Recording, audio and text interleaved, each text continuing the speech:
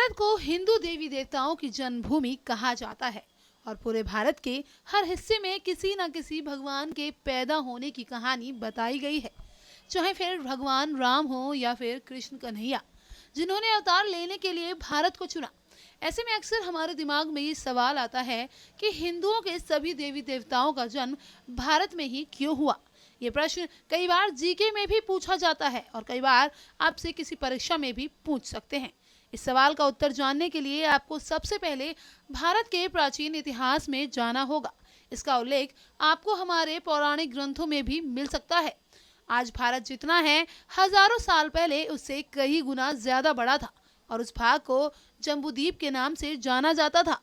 मार्कंडेय ग्रंथ में इस बात का वर्णन किया गया है कि जम्बूद्वीप का फैलाव उत्तर और दक्षिण की बजाय मध्य के क्षेत्र में ज्यादा था। उस फैलाव क्षेत्र को मेरुवर्ष या फिर इलावर्त के नाम से भी जाना जाता था। इलावर्त पहले चक्रवर्ती सम्राट करूरवा की मां का नाम था। इलावर्त के केंद्र में पहाड़ों के राजा सुनहरे मेरु पर्वत था, जिस पर भगवान ब्रह्मा का विशाल नगर है, जो ब्रह्मपुरी के नाम से विख्यात रहा। ब्रह्मपुरी के आसपास 8 और भी शहर बसाए गए, जिसमें से एक भगवान इंद्र का और साथ ही दूसरे देवी देवताओं के भवन बताए गए हैं। त्रेतायुग से संबंधित लेख में वर्णन किया है कि भगवान राम के काल के हजारों वर्ष पहले प्रथम मनु स्वयंभू मनु के पौत्र और प्रियव्रत के पुत्र ने इस भारतवर्ष को बसाया था। तब इसका नाम कुछ और था। इसलिए जिन लोगों को ये लगता है कि भगवान राम के नाम पर हमारे देश का नाम भारत पड़ा है, तो वो ये जान लें कि इसके पीछे भी अलग अलग मत धर्म ग्रंथों में पढ़ने को मिलते हैं, जिसमें भारत की उत्पत्ति और इसके नाम का पूरा वर्णन किया गया है। वायु पुराण में लिखा गया है कि महाराज प्रियव्रत का अपना कोई पुत्र नहीं था, इसलिए उन्होंने अपनी बेटी के पुत्र यानी कि अपने पौत्र अग्निद्र को गोद ले लिया था, जिसका लड़का नाभि था। नाभि की पहली मेरु से जो बेटा पैदा हुआ उसका नाम ऋषभ था। इसी राजा के पुत्र भरत हुए और इन्हीं के नाम पर हमारे देश का नाम भारतवर्ष पड़ा।